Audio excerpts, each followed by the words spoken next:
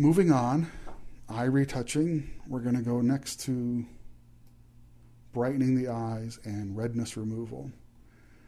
We're going to click on the brighten eyes layer, and we're going to click on the mask part of the layer, and we're going to be painting over the eye. And let me click on my paintbrush tool here, and I'm going to be painting with white. As you can see over here in the layers palette on this mask, the mask is black. Black conceals, white reveals. So click on the mask part, make sure that in my foreground and background colors down here that my foreground color is white. If for some reason, if you were doing something else and you had a funny color or something picked as your foreground color, well, because I'm on the mask, it made that color that I just picked, it made it gray. If for some reason you didn't have white here in the foreground, if you click the letter D for default on your keyboard, it makes your foreground color white and your background color black. Those are the default foreground and background colors. So you just click the letter D, and so now we're going to be painting with white, and we're just supposed to paint on this brighten eye layer. We're just supposed to paint on the eye itself, the whites of the eyes, the iris, the pupil, everything that's actual eye. We don't want to get too much of the skin. In this case, because the eyelashes are so dark, it doesn't matter if we go over the eyelashes as well.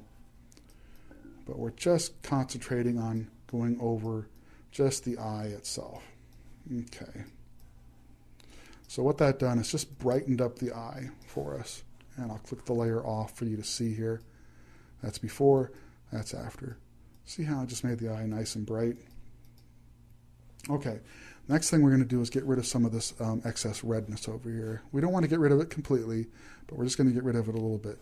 So our action created this nice layer up here called redness removal, and we're going to use that layer. So I just clicked on the redness removal layer, and again I'm going to click on the mask. And what this layer is, actually, just so you know what's going on behind the scenes, it's a hue saturation layer where I've gone in and I've desaturated just the reds. And to actually see what I've done, we're going to have to paint on the mask. Again, we're going to be painting with white, and we're just going to paint over the whites of the eyes, anywhere where it's a little bit too red, and we want to get rid of the bloodshot of the eyes, the redness, bloodshot. Ew, that really sounds terrible, doesn't it? We'll just say the redness of the eyes.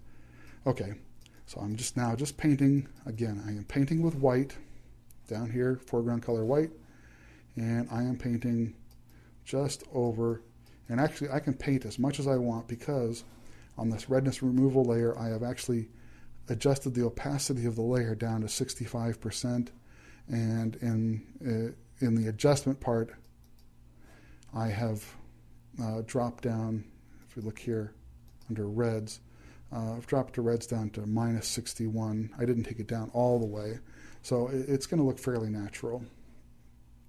Okay, let's go back here to our layers. And back here on the redness removal layer, just make sure we got all the red areas that we want to affect. Okay, we've gotten rid of the red bloodshot part of the eye. I'm going to turn that little layer eyeball off to see. So that was before, that's after. So we've left some because we don't want her to look like she's made of plastic.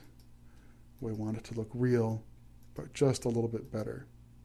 Okay, so we've done brighten eyes and we've done redness removal. We're going to move on up here to the pupil and the iris next. So we're going to continue eye retouching with the pupil and the iris.